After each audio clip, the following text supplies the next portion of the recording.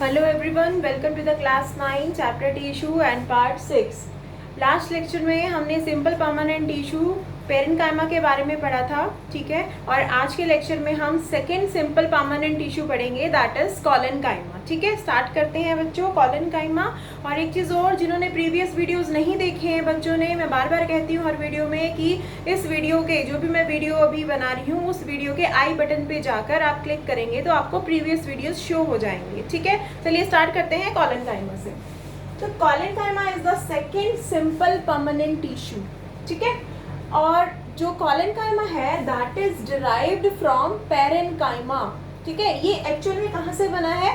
ये पेरेन्काइमा से बना हुआ है। It is actually derived from, collenchyma is derived from parenchyma. जो फर्स्ट हमने पढ़ा था ना सिंपल परमानेंट टिश्यू पेरेन्काइमा, ये उसी से ही डिराइव्ड फॉर्म है। तो collenchyma is the derived form of parenchyma tissue, ठीक है। देन कॉलेनकाइमा जो सेल्स की शेप होती है वो क्या होती है? एलोंगेटेड। इसके जो सेल्स होते हैं वो क्या होते हैं? एलोंगेटेड सेल्स होते हैं और कॉम्पैक्टली अरेंज्ड होते हैं। The cells are compactly arranged. अब देखो पेरेन्काइमा में तो क्या थे? सेल्स लूजली पैक्ड थे, ठीक है, लूजली अरेंज्ड थे। लेकिन यहाँ पर क्या है? कॉम्पैक्टली अरेंज्ड है, ठीक है। और पेरेन्काइमा में जो शेप्स थी वो बहुत सारी थी, oval, round, rectangular, cylindrical cells की। लेकिन यहाँ पर क्या है? एलोंगेटेड शेप होती है, ठीक है। अगर ये कॉम्पैक्टली अरेंज्ड है तो इनके अंदर जो इंटरसेलुलर स्पेसेस होते हैं वो क्या होते हैं? बहुत ही लिटिल बिट होते हैं। तो क्या होंगे? लिटिल इंटरसेलुलर स्पेसेस प्रेजेंट होते हैं, क्योंकि ये किस तरह के सेल्स हैं? कॉम्पैक्टली अरेंज्ड सेल्स हैं, इसलिए इनके अंदर लिटिल इंटरसेलुलर स्पेसेस होते हैं। मैं प्रीवियस लेक्चर में बता चुकी हूँ, सेल्स के बीच में जो स्पेस होता है that are called intercellular spaces. तो यहाँ पर क्या होगा? बहुत ही कम, नाम मात्र लिटिल इंटरसेलुलर स्पेस होगा, because these are compactly arranged, ठीक है। तो इनके जो सेल्स का स्ट्रक्चर है वो कुछ इस तरह का होता है। ये अगर हम माइक्रोस्कोप के नीचे देखें तो ये कहाँ से लिया गया है? This is the transverse section of stem, ठीक है। ये क्या है? ट्रांसवर्स सेक्शन, टीएस, जिसको मैंने प्रीवियस लेक्चर में बताया था, ट्रांसवर्स सेक्शन ऑफ स्टेम। और वो भी कौन से प्लांट की स्टेम? डाइकोट की, ठीक है। कौन से प्लांट की? डाइकोट स्टेम है, यहाँ लिख देती हूँ मैं, dicot stem, transverse section of dicot stem. तो अगर माइक्रोस्कोप के नीचे हम देखें इसे तो ये इस तरीके से दिखाई देगा ट्रांसवर्स सेक्शन स्टेम का। कॉलेनकाइमा सेल्स इस तरह के दिखाई देंगे। एक्चुअली में ये होते तो इलोंगेटेड हैं, लेकिन ट्रांसवर्स सेक्शन में ये कैसे दिखाई देते हैं? ओवल दिखाई देते हैं या फिर सर्कुलर दिखाई देते हैं, ठीक है। इस तरह से दिखाई देते हैं, ओवल या सर्कुलर दिखाई देते हैं। अदरवाइज ये क्या होते हैं? इलोंगेटेड। सिर्फ ट्रांसवर्स सेक्शन में हमें ये ऐसे दिखाई देते हैं, ओवल और सर्कुलर दिखाई देते हैं, ठीक है। अब थोड़ा इसके बारे में पढ़ लेते हैं कि सेल का स्ट्रक्चर क्या होता है इनका। इनमें भी क्या होते हैं? वैक्यूल्स, जैसे पेरेन्काइमा सेल्स में थे, जैसे ये वैक्यूल हो गए, ये वैक्यूल प्रेजेंट होते हैं, ठीक है। दूसरा, इनकी जो सेल वॉल होती है वो भी क्या होती है? थिन होती है। जैसे पेरेन्काइमा में थिन सेल वॉल थी, इनकी भी थिन सेल वॉल है, लेकिन इनकी जो सेल वॉल है वो कॉर्नर्स में से थिक होती है। Thick eight corners, wall thick eight, ये देखो ये कॉर्नर्स हैं, ये मैंने ये बना रखे हैं, ये कॉर्नर्स। तो यहाँ से थिक है, जहां जहां ये ब्लू कलर वाला मैंने ये बना रखा है, ये थिक बता रखा है कि यहाँ से ये थिक है। और कॉर्नर्स में से थिक मीन्स वहां से जहां से एक सेल दूसरे सेल से ज्वाइन हो रहा है, वो वाले कॉर्नर्स जहां से एक सेल दूसरे सेल से ज्वाइन हो रहा है। इस तरीके से बहुत सारे सेल्स जहां जहां से ज्वाइन हो रहे हैं कॉर्नर्स में से, वहां पे ये वॉल इसकी क्या है? थिक है। और क्यों है थिक वहां से? क्योंकि वहां पर सेल वॉल में किसकी डेपोजिशन है? पैक्टिन की और हेमीसेल्यूलोज की। तो इनकी जो सेल वॉल है वो किससे बनी होती है? पैक्टिन और हेमीसेल्यूलोज कार्बोहाइड्रेट्स हैं, इनसे बनी होती है। लेकिन कॉर्नर्स पे इनकी डेपोजिशन क्या होती है? ज्यादा होती है, इसलिए इनकी वॉल कॉर्नर्स में से क्या होती है? थिक होती है। दिस वन, ये देखिए, ये मैंने थिक दिखा रखा है आपको, ब्लू ब्लू, जहां जहां से ये सेल्स आपस में कॉर्नर्स में से क्या हो रहे हैं? एक दूसरे से ज्वाइन हो रहे हैं, वहां पे इसकी डेपोजिशन सेल वॉल में किसकी? पैक्टिन और हेमीसेल्यूलोज की ज्यादा है, जिसके कारण इसकी जो वॉल है वो कॉर्नर्स में से क्या है?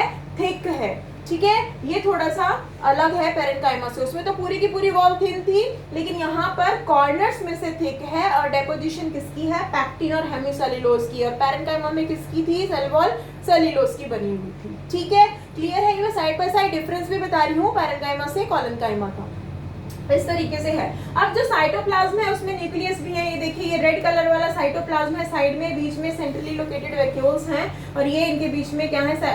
साइटोप्लाज्म में क्या है? ये जो ब्लैक ब्लैक से डॉट लाइक स्ट्रक्चर है, दीज आर न्यूक्लियस। ठीक है, ये न्यूक्लियस है। और क्या है इसके अंदर? ये सब स्ट्रक्चर है इसका। ठीक है, अब एक चीज और है, ये तो अब हमने पढ़ा इसका ट्रांसवर्स सेक्शन, लेकिन इसका भी अब हम क्या पढ़ेंगे? लॉन्गिट्यूडनल सेक्शन पढ़ेंगे, जैसे हमने पेरेन्काइमा सेल्स का पढ़ा था। तो थोड़ा सा इसको मैं दोबारा से डिफरेंस बता देती हूँ कॉलेनकाइमा और पेरेन्काइमा के। कॉलेनकाइमा के जो सेल्स होते हैं वो लिविंग होते हैं, ठीक है। पेरेन्काइमा के भी लिविंग थे, ठीक है, ये सिमिलैरिटी होगी। कॉलेनकाइमा के जो सेल्स की शेप है वो इलॉन्गेटेड होती है। पेरेन्काइमा के सेल्स की शेप क्या होती है? ओवल, सर्कुलर, रेक्टेंगुलर, सिलेंड्रिकल और आइसोडायमेट्रिक होती है जनरली वो, ठीक है, जिनका इक्वल डायमीटर होता है।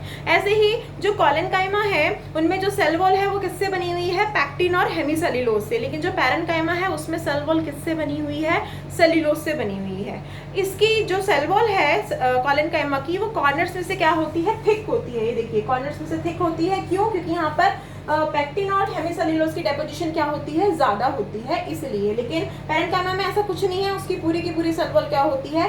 थिन होती है। ठीक है, बाकी इसमें कोई और डिफरेंस नहीं है फिलहाल अभी तक जो मैंने पढ़ाया। एक और है, पेरेन्काइमा के जो सेल्स होते हैं वो लूजली अरेंज्ड होते हैं, ठीक है, और इसके जो है वो कॉम्पैक्टली अरेंज्ड हैं। पेरेन्काइमा में लार्ज इंटरसेल्युलर स्पेसेस होते हैं और कॉलेनकाइमा में लिटिल इंटरसेल्युलर स्पेसेस होते हैं। ठीक है, इतना क्लियर है? ये नोट कीजिए, फिर आगे इसका लॉन्गिट्यूडनल सेक्शन पढ़ते हैं। देखिए बेटा, लॉन्गिट्यूडनल सेक्शन जो है डाइकोट स्टेम का, उसमें कॉलेनकाइमा के जो सेल्स हैं वो इस तरह से दिखाई देते हैं। ठीक है, अभी इलॉन्गेटेड दिखाई दे रहे हैं, ये सेल्स इलॉन्गेटेड दिखाई दे रहे हैं। दिस वन, ये एक सेल है, ये एक सेल है, ये है, ये ऊपर वाला है, ये नीचे वाला, ये क्या है? इलॉन्गेटेड सेल्स हैं। ठीक है, तो लॉन्गिट्यूडनल सेक्शन में हमें ये इस तरीके से दिखाई देते हैं। इसमें भी सेम वही है, बहुत कम, दो सेल्स के बीच में बहुत कम इंटरसेल्युलर स्पेस है। दिस वन, ये रहा, ये इस वाले सेल में और नीचे वाले सेल में ये वाला, ये बहुत ही कम इंटरसेल्युलर स्पेस है। इट मींस ये कॉम्पैक्टली अरेंज्ड हैं। ठीक है, दूसरा, ये इनका साइटोप्लाज्म है, रेड वाला साइड वाला, दिस इज साइटोप्लाज्म, जिसमें क्या है? न्यूक्लियस है।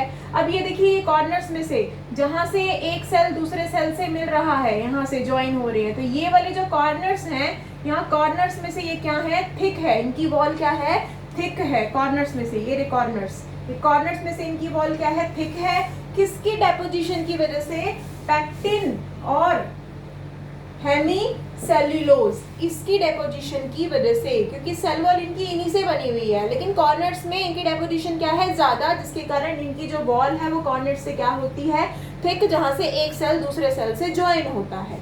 ठीक है, क्लियर है? This is the longitudinal section of collenchyma cells of dicot stem. ठीक है, और ये इनके वैक्यूल्स हैं। दिस वन, ये जो खाली से दिख रहे हैं आपको, ये इनके क्या हैं?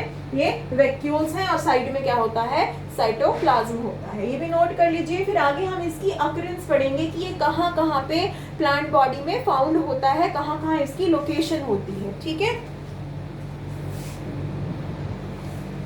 तो देखिए बेटा, ये जो कॉलेनकाइमा सेल्स हैं, ये प्लांट बॉडी में एक स्पेसिफिक लोकेशन पे प्रेजेंट होते हैं। ये पेरेन्काइमा की तरह नहीं है। पेरेन्काइमा तो ऑल ओवर सॉफ्ट पार्ट्स में प्रेजेंट होता है। जितने भी बॉडी में, प्लांट बॉडी में सॉफ्ट पार्ट्स हैं, वहाँ पर पेरेन्काइमा था एज अ फिलर और सपोर्ट कर रहा था इसको, प्लांट बॉडी को। ठीक है, लेकिन जो कॉलेनकाइमा होते हैं वो प्लांट बॉडी में स्पेसिफिक लोकेशंस पे होते हैं, और ये सिर्फ मैकेनिकल स्ट्रेंथ या फिर हम कह सकते हैं टेंसाइल स्ट्रेंथ प्रोवाइड करने के लिए वहाँ पर होते हैं। ये मैकेनिकल और टेंसाइल स्ट्रेंथ में आगे फंक्शंस में बताऊंगी, बस यहाँ पर इतना जानना काफी है अकरेंस में कि ये कहाँ कहाँ प्रेजेंट होते हैं। सब स्पेसिफिक लोकेशंस पे प्रेजेंट होते हैं। तो कौन कौन सी स्पेसिफिक लोकेशंस हैं प्लांट्स में जहाँ पे कॉलेनकाइमा सेल्स होते हैं? पिटियोल ऑफ लीफ, पिटियोल होता है डंठल, लीफ की जो डंडी स्टॉक होती है उसको बोलते हैं। जैसे कि एक लीफ है, ये एक लीफ है, ठीक है, और इस लीफ में जो ये है, this one is stock, stock भी बोलते हैं इसे हम पिटियोल भी बोलते हैं, हिंदी में हम डंठल या डंडी भी बोलते हैं। तो यहाँ पर प्रेजेंट होते हैं कॉलेनकाइमा सेल्स, ठीक है, that is petiole of leaf. अब इन वेन्स ऑफ लीफ, लीफ में ही वेन्स में, वेन्स कहाँ होती है लीफ में, यहाँ साइड में होती है ना वेन्स, दिस वन, ये क्या है वेन्स है। तो ये जो वेन्स हैं, इन वेन्स में भी क्या प्रेजेंट होते हैं, कॉलेनकाइमा सेल्स प्रेजेंट होते हैं लीफ में, ठीक है। Then midrib of leaf, leaf की मिडरिब में, मिडरिब होती है सेंट्रल लाइन, ये वाली, दिस वन, ये वाली, ये बीच वाली, तो बीच वाली जो लाइन है जिसको क्या बोलते हैं लीफ के अंदर हम मिडरिब बोलते हैं। तो मिडरिब में भी क्या प्रेजेंट होते हैं, कॉलेनकाइमा सेल्स प्रेजेंट होते हैं। कॉलेनकाइमा पढ़ रहे हैं ना हम, तो कॉलेनकाइमा कहाँ कहाँ होते हैं, लीफ की डंडी में यानी कि स्टॉक में, यहाँ पर होते हैं जिसको हम पिटियोल बोलते हैं, या फिर लीफ के मिडरिब में, ये जो बीच वाली होती है जहाँ से वेन्स निकलती हैं वहां पर होते हैं, या लीफ के वेन्स में होते हैं जो साइड में होती हैं, इन्हें हम क्या बोलते हैं वेन्स, ये लीफ के वेन्स में होते हैं कॉलेनकाइमा सेल्स। लेकिन ये कौन सी प्लांट की लीफ होती हैं, ये डाइकोट प्लांट की लीफ है, डाइकोट में ही प्रेजेंट होते हैं कॉलेनकाइमा सेल्स।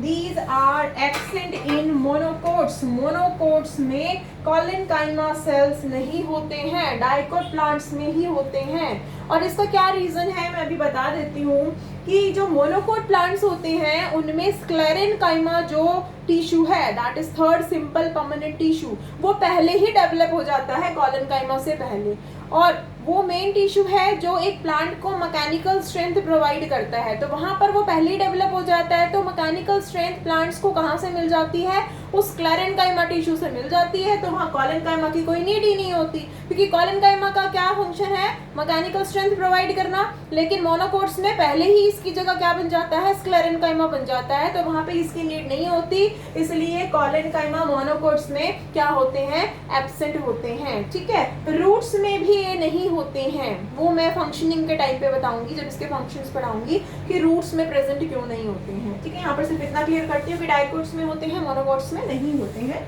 और कहाँ होते हैं, लीफ में होंगे, दूसरा और कहाँ होंगे, young stem of dicot plant, यानी कि डाइकोट प्लांट में लीफ में मिलेंगे और स्टेम में मिलेंगे, रूट्स में नहीं मिलेंगे और मोनोकोट्स में नहीं मिलेंगे। सिर्फ कहाँ मिलेंगे, लीफ और स्टेम, वो भी डाइकोट प्लांट की, लीफ में इन 3 जगह पे, और जो डाइकोट प्लांट की स्टेम है वो भी कौन सी होनी चाहिए, यंग स्टेम में, जो अभी यंगर स्टेज पे है वहां पर ये मिलते हैं, ठीक है।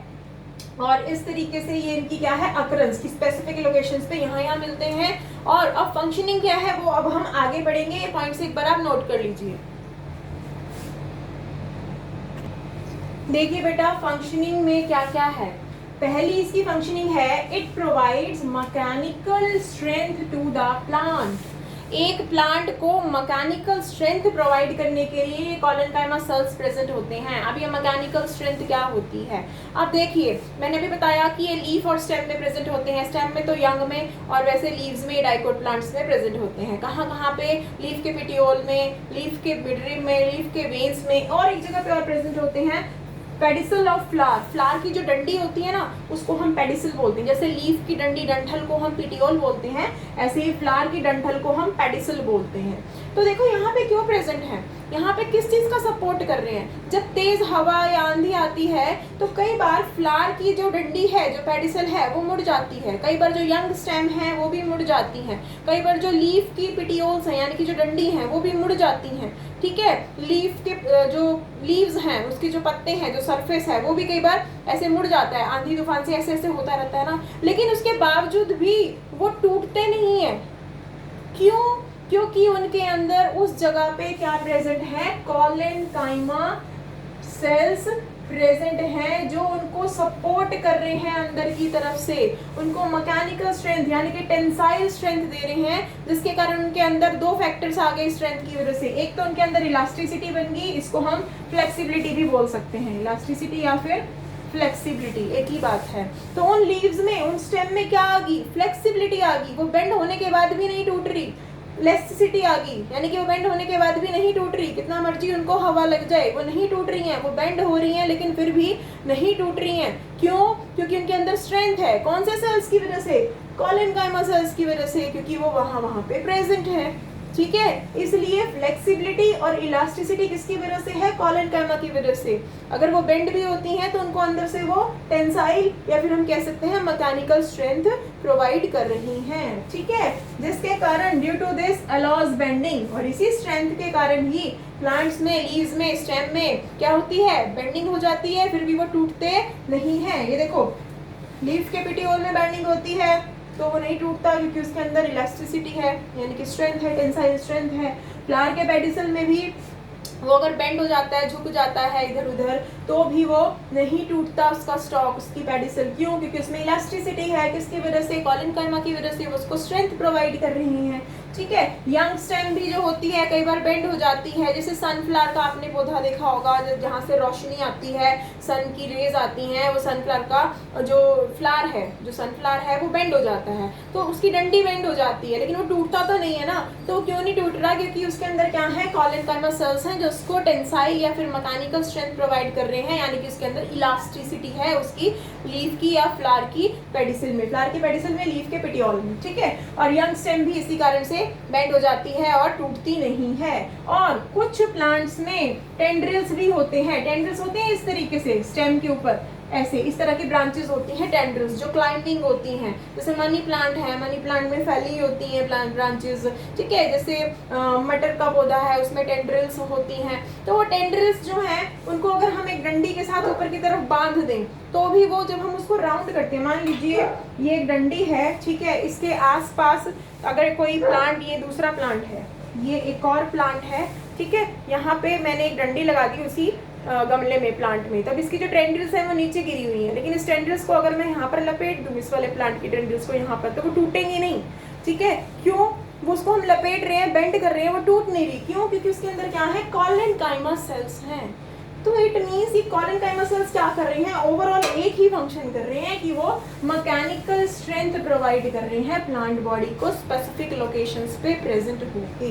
यही रीजन है कि कोलेनकाइमा जो है वो स्पेसिफिक लोकेशंस में प्रेजेंट होते हैं। अब देखो मैंने कहा था कि रूट्स में प्रेजेंट नहीं होते हैं, तो रूट्स में फ्लेक्सिबिलिटी और इलास्टिसिटी की जरूरत ही नहीं है क्योंकि वो अंडर द सॉइल होती हैं और वहाँ पर सनलाइट एक्सपोज ही नहीं होती है, ठीक है। तो वहाँ पे सनलाइट एक्सपोज नहीं होगी तो वहाँ बेंडिंग भी नहीं होगी, तो वहाँ पर उनको नीड ही नहीं है कोलेनकाइमा सेल्स की, इसलिए वहाँ पर रूट्स में collenchyma cells, collenchyma tissue present नहीं होते हैं, ठीक है। कई एक्सेप्शंस हैं, कई पौधों में रूट्स नीचे से निकल के ऊपर की तरफ आती हैं, वो 11th में है, वहाँ पर कोलेनकाइमा होते हैं, बट आपके 9th में ऐसा कुछ नहीं है। तो 9th लेवल तक आपको इतना ही याद रखना है कि रूट्स और मोनोकोट्स में कोलेनकाइमा टिश्यूज नहीं होते, स्टेम और लीव्स में होते हैं, वो लोकेशन मैंने आपको बता दी है, ठीक है। तो डिफरेंसेस आपको समझ में आ गए पेरेन्काइमा और कोलेनकाइमा के, वो हमारे लिए डिस्कस कर चुके हैं। तो this is all about collenchyma, second type of simple permanent tissue, ठीक है। और इस वीडियो से, इस टॉपिक से रिलेटेड आपको कोई भी क्वेरी है तो इस वीडियो के कमेंट बॉक्स में जाइए, वहाँ पर आप अपनी डाउट्स या प्रॉब्लम्स लिखिए, आपको सोल्यूशन ज़रूर मिलेगा बेटा। आज के लिए इतना ही, thank you so much. Next जो लेक्चर है that is third sclerenchyma tissue जो हम पढ़ेंगे, third type of simple permanent tissue, वहाँ पर हम मिलेंगे। Okay, good bye.